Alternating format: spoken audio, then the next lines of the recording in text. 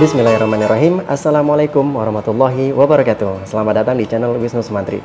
Di video kali ini kita akan coba bahas mengenai overview fitur yang ada di Journal.id. Kita tahu Journal.id adalah software accounting berbasis cloud atau online. Jadi kita akan coba bahas secara overview saja tentang tampilan yang ada di Journal. Namun sebelum itu, jika Anda belum memiliki account di Journal, bisa langsung buat dulu accountnya dengan cara bisa nonton dulu videonya yang ada saya terapkan di link description, atau bisa langsung registrasi saja. Dan jika sudah punya accountnya bisa langsung login. Dan jika belum, saya juga sudah punya kode referral, silahkan dimasukkan saja untuk mendapatkan diskon dari kami.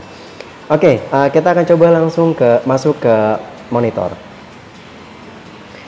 Oke, ini merupakan tampilan dashboard yang ada di Journal. Jadi, Journal memiliki 4 tab sebetulnya. Tab yang pertama adalah output, tab yang kedua adalah input, tab yang ketiga adalah master data, dan tab yang keempat adalah tab setting. Oke, yang pertama kita akan bahas mengenai tab output. Tab output ini adalah dashboard. Hasilnya ini terjadi karena sudah ada transaksi yang terjadi di Journal. Jadi Journal secara instan akan menyajikan grafik dari kegiatan bisnis kita. Dan grafik ini kita bisa pilih periodnya mau bulanan, harian, mingguan, atau tahunan. Kita bisa sesuaikan dengan kebutuhan kita. Nah kemudian di sini kita juga bisa melihat biaya operasional terbesar apa saja, laporan laba ruginya, kemudian daftar akun dan lain sebagainya. Di sini overview dari grafik bisnis. Jadi output selanjutnya nanti ada laporan. Laporan ini yang akan disajikan adalah laporan sekilas bisnis. Contohnya di sini ada neraca, laporan laba rugi, ada arus kas, perubahan ekuitas atau modal. Kemudian kita juga bisa melihat buku besarnya, jurnal entry-nya, trial balance-nya. Artinya dalam sekilas bisnis ini laporan yang akan disajikan adalah berkaitan dengan financial report. Nah, kemudian ada laporan pendukung, yaitu ada laporan penjualan. Laporan penjualan di sini kita bisa melihat daftar penjualannya secara detail, mulai dari laporan daftar penjualan, kemudian kita juga bisa melihat laporan piutang. Jadi piutang yang masih outstanding, invoice nomor berapa aja, kemudian kita juga bisa lihat agingnya, kita juga bisa melihat daftar penjualan per pelanggan, artinya pelanggan apa saja yang loyal dan membeli apa saja kita bisa lihat di sini. Dan kita juga bisa melihat penjualan per produk apa saja yang terjual dalam 1 bulan ini kita juga bisa lihat. So, yang selanjutnya adalah laporan pendukungnya, ada pembelian. Di sini juga sama, yang disajikan dari menu penjualan ada daftar pembelian, terus ada pembelian per supplier, daftar hutang ke supplier tersebut atau laporan hutang supplier, usia hutang, sampai dengan laporan pembelian per produk, semuanya akan diringkas di sini semuanya. Jadi ini adalah laporan pendukung. Kemudian nanti ada produk, di sini ada laporan untuk ringkasan persediaan barang, mulai dari ringkasan, nilai sampai rincian ataupun berapa jumlah stok dan pergerakannya kita bisa lihat secara otomatis di sini. Kemudian nanti jika kita punya gudang juga, kita juga bisa melihat berapa jumlah kuantiti barang yang ada di gudang tersebut, seperti itu, dan nilainya berapa. Artinya ini laporan pendukung sudah disediakan oleh Journal. Kemudian kita juga bisa laporan melihat di sini ada laporan aset tetap, fixed asset, ada ringkasannya atau detailnya. Kemudian nanti di sini juga ada laporan bank, di sini untuk laporan rekonsiliasi. Karena Journal sudah memiliki cash link, kita bisa gunakan itu untuk melihat laporan rekonsiliasinya, dan juga nanti di sini ada laporan pajak.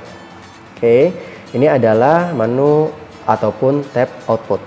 Dan kita akan membahas mengenai tab input. Di sini ada kas dan bank. Oke, tab input di sini kita akan menjelaskan tentang ada bank apa saja yang kita gunakan dalam perusahaan tersebut. Contoh, saya memiliki bisnis kuliner misalkan. Saya memiliki 2 bank, ataupun bank satu, bank account tadi, dan juga ada bank giro juga misalkan. Atau saya punya bank yang ini khusus buat giro aja misalkan, seperti itu. Dan di sini saya juga punya 2 kas. Ada kas yang ada di kasir, dan di sini saya juga ada kas kecil atau petty cash yang biasa dipegang oleh misalkan SPV-nya dan lain sebagainya. Kita juga bisa melihat mutasinya dari sini. Kita tinggal klik saja account-nya, kemudian nanti dia akan menjelaskan mutasi debit kreditnya, saldonya berapa, dari mana ke mana, di sini akan terlihat. Oke, kurang lebih seperti itu. Dan nanti di sini nanti ada bank statement. Biasanya di sini digunakan untuk cash link ataupun CSV pada saat kita mendownload mutasi dari e-banking. Nah, ini kita bisa masukkan ke sini. Dan juga nanti kita bisa cocokkan di rekonsiliasi antara pencatatan rekening koran dengan transaksi yang ada di jurnal. Jika transaksi rekening koran ada yang belum dicatat, maka kita bisa langsung catat saja. Oke, kurang lebih seperti itu. Kemudian nanti dari menu penjualan, ini masih di tab input. Oke. Dari menu penjualan di sini nanti kita akan diberikan informasi mengenai penjualan belum dibayar. Artinya ini adalah invoice yang masih outstanding, yang belum dibayarkan oleh customer kita. Di sini juga ada penjualan jatuh tempo, artinya invoice yang belum dibayarkan meskipun sudah lewat jatuh tempo. Ambil contoh, kita memberikan tempo ke customer 30 hari, ternyata lebih 30 hari belum bayar juga. Nah, makanya di sini akan disajikan berapa jumlah yang masih outstanding, yang jatuh tempo, dan berapa total invoice-nya. Di sini bisa diperjelas. Jadi ketika kita klik datanya, nanti dia akan menampilkan ini invoice yang mana saja yang belum jatuh tempo. Oke, kemudian di sini nanti ada pelunasan yang diterima 30 hari terakhir. Jadi ini adalah transaksi yang dilunasi selama 30 hari, dihitung dari hari ini, gitu ya. Oke, kemudian selanjutnya menu selanjutnya di sini nanti ada menu pembelian. Menu pembelian ini juga sama siklusnya, mulai dari pembelian belum dibayar, artinya billing ketika kita melakukan purchase yang belum dibayar itu apa saja. Nah, ini ada totalnya sekian, dan ini yang sudah jatuh tempo ada juga 660. Ketika kita klik harusnya akan muncul, nah invoice ini yang harus kita bayarkan. Kurang lebih seperti itu. Juno sudah melakukan kemudahan-kemudahan supaya kita sebagai owner bisnis ataupun staff yang menjalankan ini bisa dipermudah untuk mencatat laporan keuangannya. Oke, menu selanjutnya adalah menu input biaya. Menu input biaya ini kita akan mencatat semua biaya-biaya yang terjadi pada perusahaan atau bisnis kita. Di sini nanti ada total biaya bulan ini. Oke, jadi nanti ada total biaya di bulan ini saja ya, di bulan. Jadi kita berbicara tentang bulan ini. Jadi kalau kita sekarang bulannya bulan April ya, April ini adalah expense April, dan di sini nanti ada expense biaya yang 30 hari terakhir. Jadi ini bisa backdate dari hari ini per sampai 30 hari. Jadi nanti nominalnya nggak akan sama, intinya seperti itu.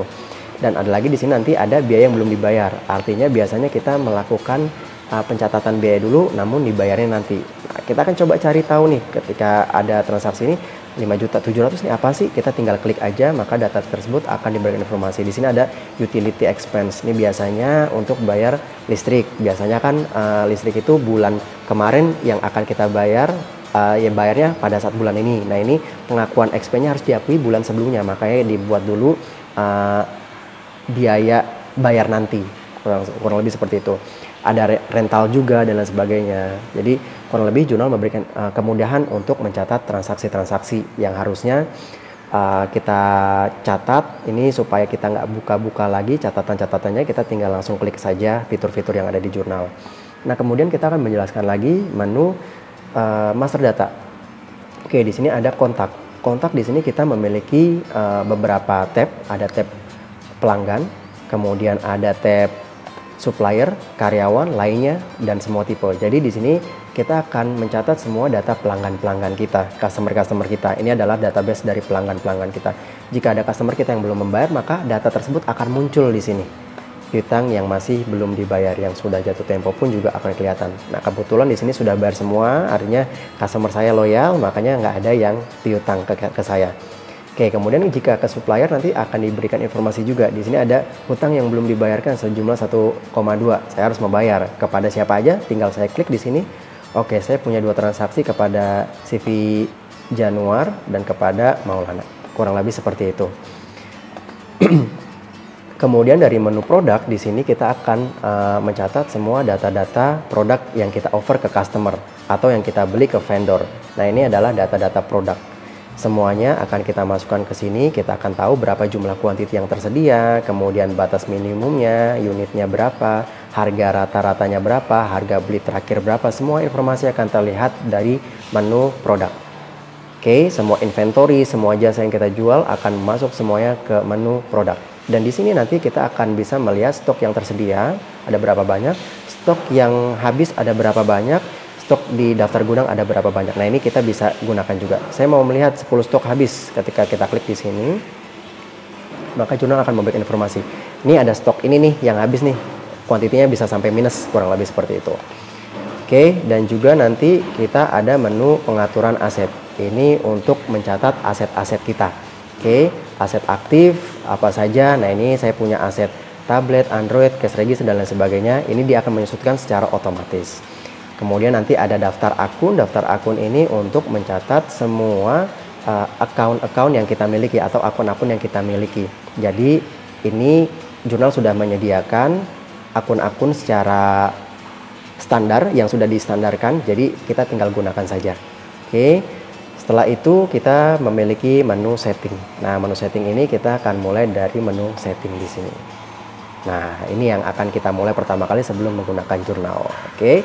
Dan semoga overview ini bisa memudahkan para user-user jurnal ataupun calon user ketika ingin menggunakan software jurnal ini tadi, karena jurnal meringkas semua transaksi secara simple sehingga orang yang tidak mengerti accounting pun bisa menginput transaksi. Oke, kurang lebihnya seperti itu. Jika ada pertanyaan langsung saja tinggalkan di kolom komentar, dan jika video ini menurut Anda bermanfaat silahkan di-share ke yang lain, dan jangan lupa yang belum subscribe langsung saja di subscribe channel di bawah ini. Oke, terima kasih sudah menyaksikan video ini, semoga bermanfaat. Terima kasih sudah menyaksikan. Wassalamualaikum warahmatullahi wabarakatuh.